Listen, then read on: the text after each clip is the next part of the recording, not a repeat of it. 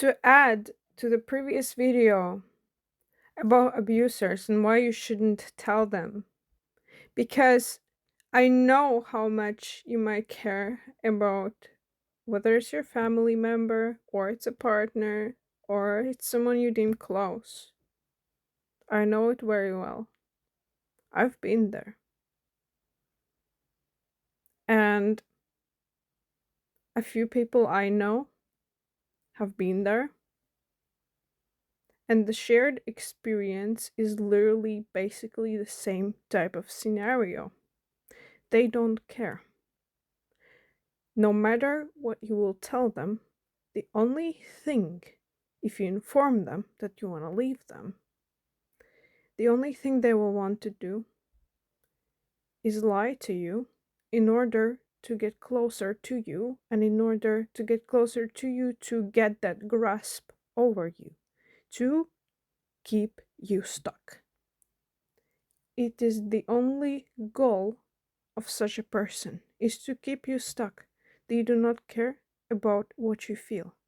They do not care for your feelings. They don't care for true love. There is no concept of true love with an abuser. There is only a business interaction. And abuser is insecure. Abuser also loves to monitor other people whom you are connected with. And it's not because they are jealous because you gave them reasons to. It's because they're very insecure.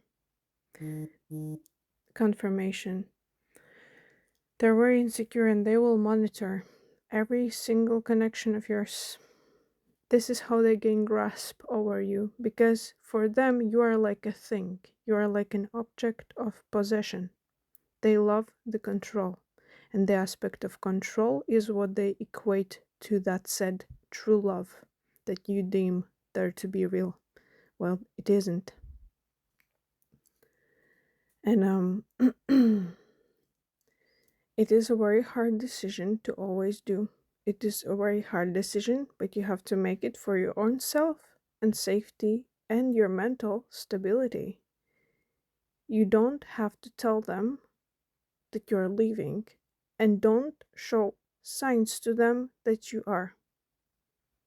You have to act smart about an abuser or toxic relationship dynamic because whether they're heavily psychologically abusive and manipulative, so far that you have had, misunderstandings about what is your truth, you have lost the sense of self, partially or to a big extent.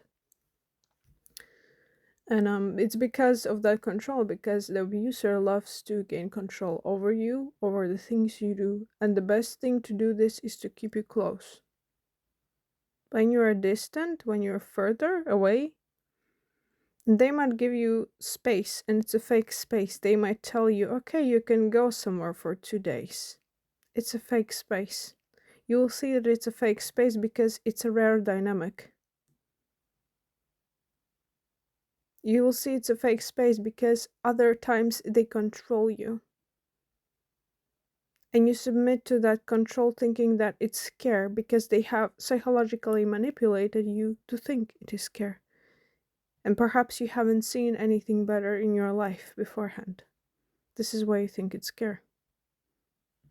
And that's why there's that rule. Don't tell them. Mark my words, mark the words of other survivors. Don't tell them. This is how you win, and in such a situation, there's only a winner and a loser because there is initial control dynamic.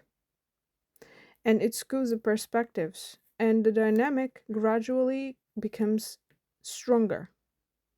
At first, it might have seemed that they love you. They could have even love bombed you. They could have shown you care.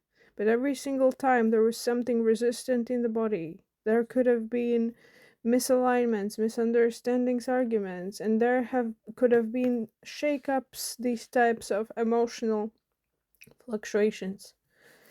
And this person could have gotten quite angry and upset if you do not accompany them at all costs. And this is when you know that you are in a semi-abusive or abusive dynamic. And let me tell you what, such a person rarely ever changes. And one of the strongest changes they can make is by being on themselves and going to therapy.